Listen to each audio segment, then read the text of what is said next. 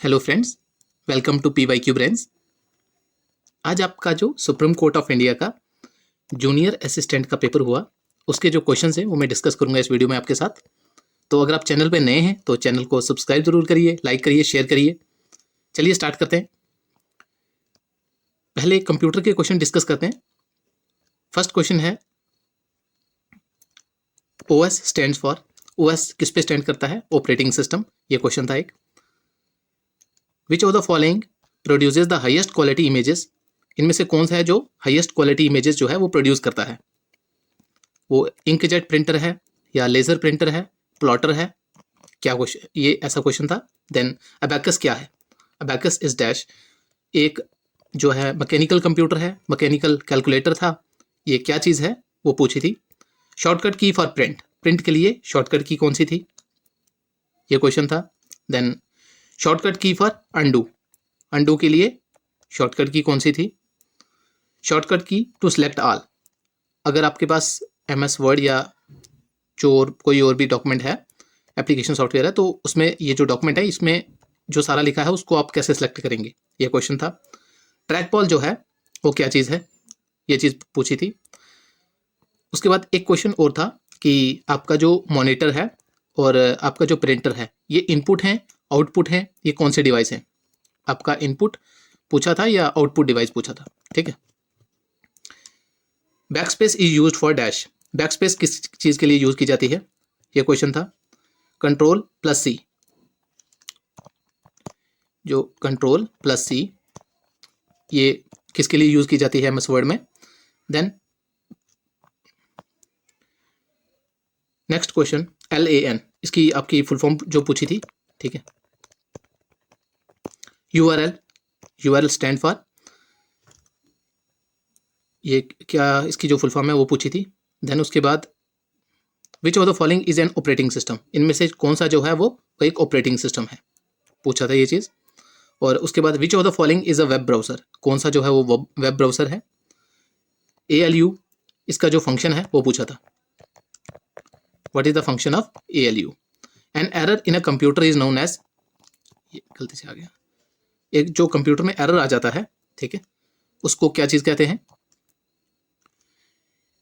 Then उसके बाद आपका ब्रेन ऑफ कंप्यूटर, ये CPU के रिगार्डिंग क्वेश्चन आया था। देन उसके बाद एक क्वेश्चन और था आपका IP की फुल फॉर्म क्या चीज़ होती है, क्या होती है? Internet protocol. ये कंप्यूटर के कुछ क्वेश्चन थे। चलिए अब GK के क्वेश्चन को डिस्कस करते हैं। अगर आप चैनल पे नए हैं तो चैनल को सब्सक्राइब जरूर करिए, लाइक करिए, शेयर करिए। क्वेश्चन नंबर फर्स्ट ये था who wrote wake up India. ये बुक है, ये किसने लिखी है? Question number second which of the following gases are involve for the blue colour of atmosphere? Atmosphere का जो ब्लू कलर है वो किसकी वजह से है?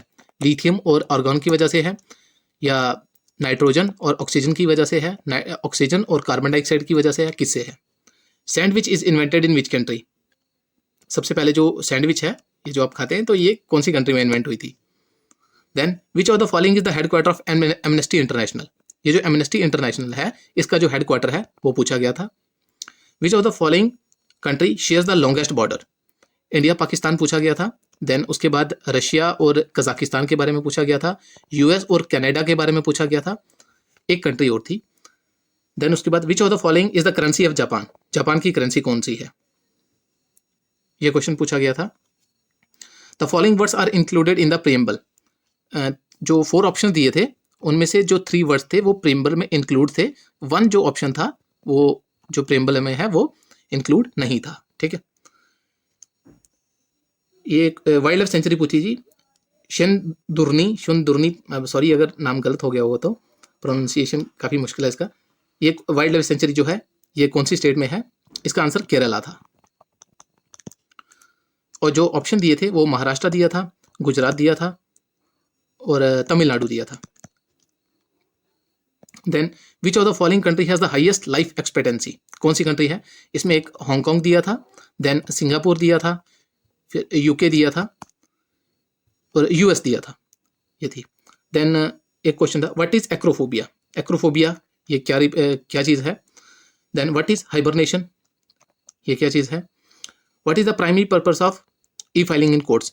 ये एक एप्लीकेशन है, ये जो सुप्रीम कोर्ट ने नया ये जो शुरू किया है इनिशिएटिव ई फाइलिंग, इसका जो है फंक्शन क्या है, ये क्यों जो है ये शुरू किया गया। देन उसके बाद study of sound and sound waves, sound और साउंड वेव्स की स्टडी को क्या चीज कहते हैं।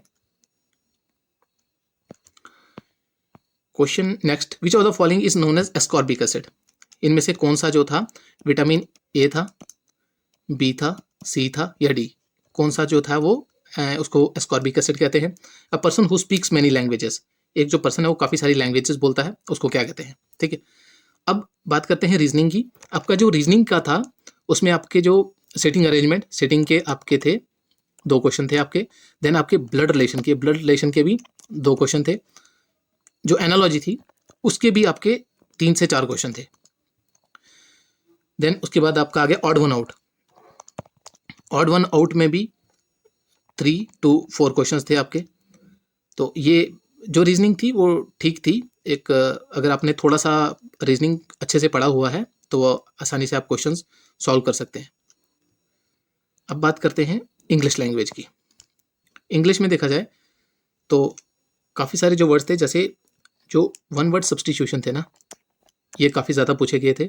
ईडियम फ्रेजेस, ईडियम और जो फ्रेजेस थी ये भी 4 to 5 ईडियम फ्रेजेस पूछी गई थी। उसके बाद सेंटेंस अरेंजमेंट, सेंटेंस को जो आपने अरेंजमेंट करना पड़ता है ए बी सी ऐसे में, ये आपके टोटल 3 सेंटेंसेस थे, 3 क्वेश्चंस ऐसे थे जिनको में आपने सेंटेंसेस को अरेंज करना था।